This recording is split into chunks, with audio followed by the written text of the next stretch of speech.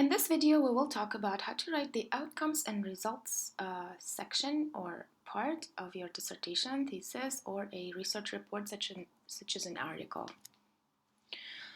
This video is based on Chapter 8 from How to Write a Better Thesis book written by Evans, Gruber, and Zobel, published in 2014 by Springer. We will begin by talking about how to select and then write about your research results for this section of your research report. Then we will move on how you could present your results, and we will end the video by talking about some online resources you could use to make this chapter or part of your research report a little bit nicer looking. So, in this section of your dissertation thesis or a research report, the results section, the data that you talk about really comes from the sources and experiments described in earlier chapters. Chapters such as the introduction, in which you probably introduced your reader a little bit to what you're going to do, and in more detail, the chapters such as the methodology and data sections, right, where you basically discuss everything in detail. You kind of your reader already knows what you're about to do, and then here your reader expects to see what you did. So the first advice here is to really only include data that is derived from the process that you have described earlier, okay?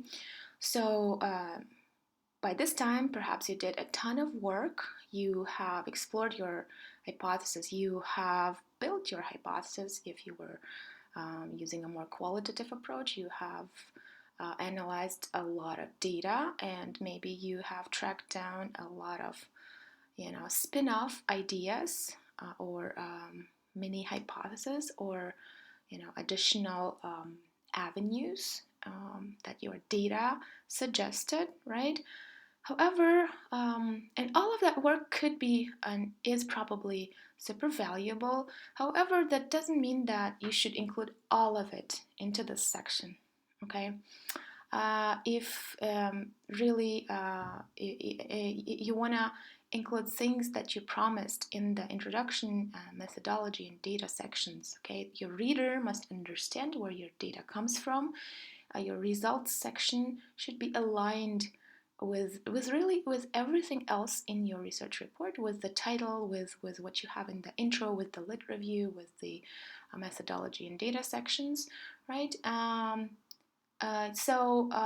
Really have something that you didn't.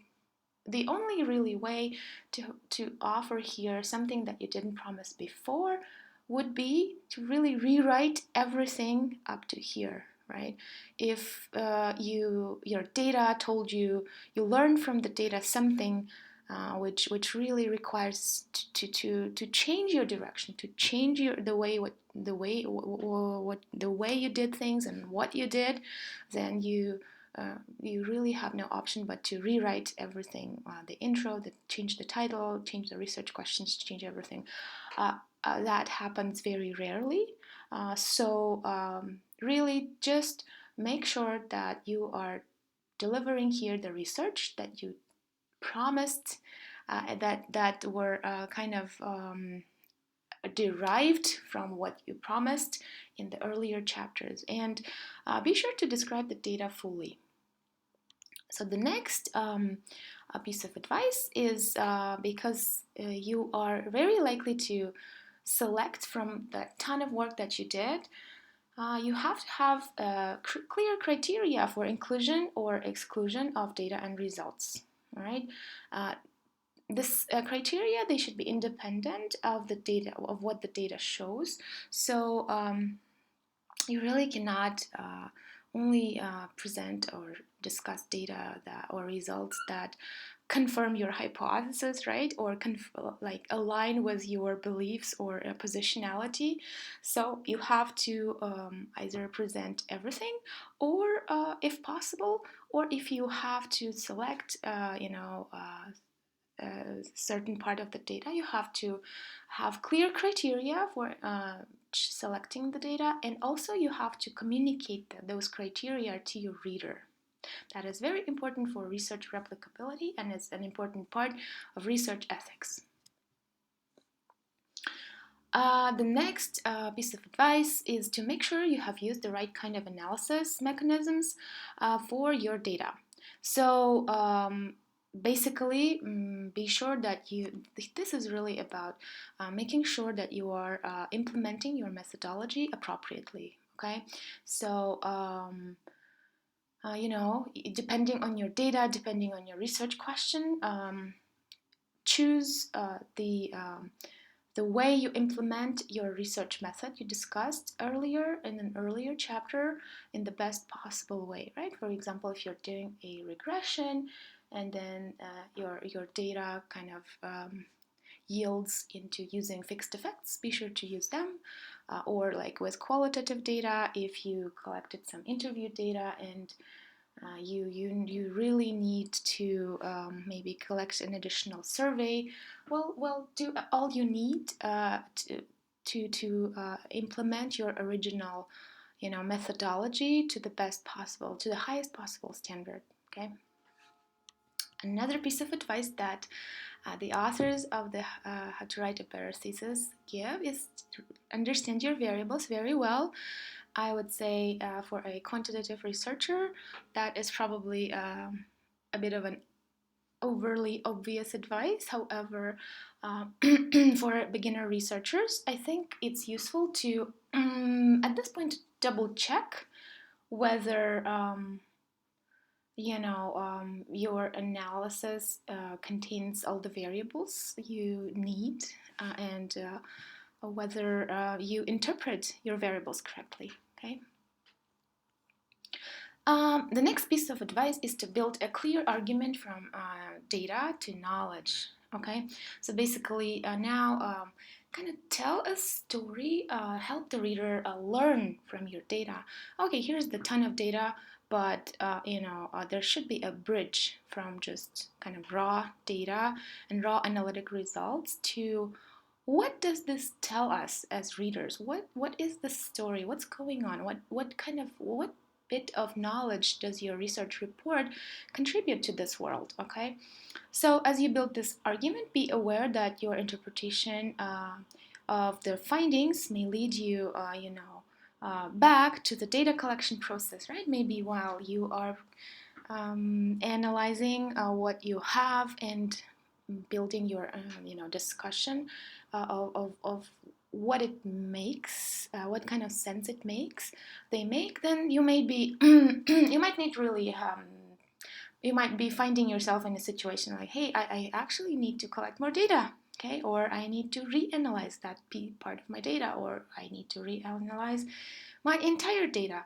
Okay, so this advice also kind of touches upon the fact that research is very iterative, and just embrace yourselves and just be ready for any turn at this point. Okay, so even if you think that you have finished your analysis, you have finished your analyzing your findings, and you're already writing about them, even at this point, always really, but perhaps at this point more even quite often at this point, be ready that you might have to go back to your data collection, maybe data reanalysis, and maybe even to your lit review, any part of your research report. So, okay, so you have selected the results that you're going to talk about in this part. You have built your story that helps the reader see the knowledge that your data, your findings suggest, and now you have to present all of that, right? You have to show your findings, your results to the world. So the first tip here is not to include raw or undigested data in the body of your research report or thesis, right? Put it in an appendix, or even better, maybe back in your filing cabinet. I would say instead of a filing cabinet these days, you can have an online appendix. Put up, if you have a website, put it up there. If not, maybe your university or your organization has a website, put it up there, and just provide a link in your research report to that kind of appendix. That's very common and very useful. So I am all for people sharing their data if they can, of course in an ethical way, de-identified data, but it's really cool when other people can reanalyze your data, and that can lead to interesting collaborations, better science through replication. So yeah, don't put raw data in the body of your research report, but put it somewhere, okay? Appendix is all right. If it's too long, too much, put it in an online appendix. So the next piece of advice is to display your results in an informative, appropriate way, either through charts, tables, diagrams, or carefully constructed arguments, okay? Very well written text. In doing so, in presenting your results in this nice way, be sure that your presentation allows the reader, makes it possible for the reader to see whether your hypotheses have been tested or your questions answered. Basically, if you are using tables, charts, things like that, prepare them in such a way that the reader could understand your findings just by looking at them before even reading the text in the results section, right? So that's what I usually do. I look at the title, read the abstract, skim the intro, and then look through all the tables and figures, and I usually get a very good sense of whether I should move on and read the whole text or not. Very good papers, very good dissertations. They allow you to to kind of infer the story from just looking at the tables and graphs. Okay. If it's some kind of research, like more qualitative perhaps, which uses more like textual, more text, basically no tables, no figures. So the key is the argument. So maybe use headers and subheaders to guide your reader through your results, so that the reader can really feel welcomed and orient themselves easily in the text of your work. Next advice is to be very open about the shortcomings and limitations of your data or results. I strongly recommend you to have an explicit section with a separate header or subheader, that says something like limitations, or maybe not shortcomings, but limitations is a good word, and just list them and discuss them. And in discussing each limitation, I usually recommend people and myself to address to the best of your effort, to the best of what you can do, each of those limitations, and then tell the reader what you did to address them, and whether it is even whether it is at all possible to address. And it is very interesting to read the limitations sections of people's research reports, because that's where you can get ideas for new research, right? Maybe your new research will exactly do that, will specifically address those limitations. Maybe you can come up with better data, better method, better approach. So do write the limitations section, or discuss the limitations when or right after you present your findings. Another advice is figures should be reasonably self-contained, something I was touched upon a little bit earlier. Make sure that your figures have a nice caption, which is very informative, as informative as possible, and learn to create nice figures if you are using, Stata, Python, or R. There are tons of books that they teach you step by step, and in maybe in a week or so, you can really learn how to build really nice, informative, and reader-friendly graphs. Okay, so do polish your figure building skills as a student to as much as you can. And finally, the book here recommends to use examples from elsewhere to guide your design of illustrations. That's a nice example. So basically, have a look at the best pieces of work in your field. I would say, for example, perhaps top journals in your disciplines, right? Check how graphs, figures, tables, and generally the results section is written in those journals, in the papers that are published in those journals. So, yeah, don't be content with the word processor defaults. That is pretty obvious, but a lot of beginner researchers do that.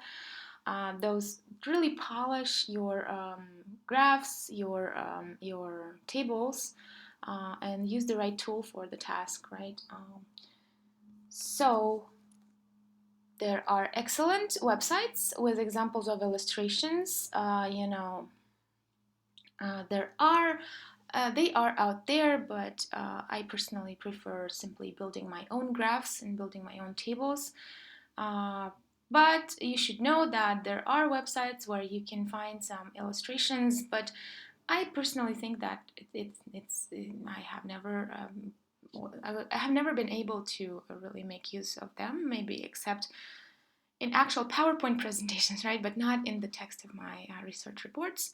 Coming back to the graphics software packages, if you have time, do learn those things. You can get reasonably fluent in, for example, Matplotlib library in Python, and like maybe within a week or two, and you will be able to create really nice graphs.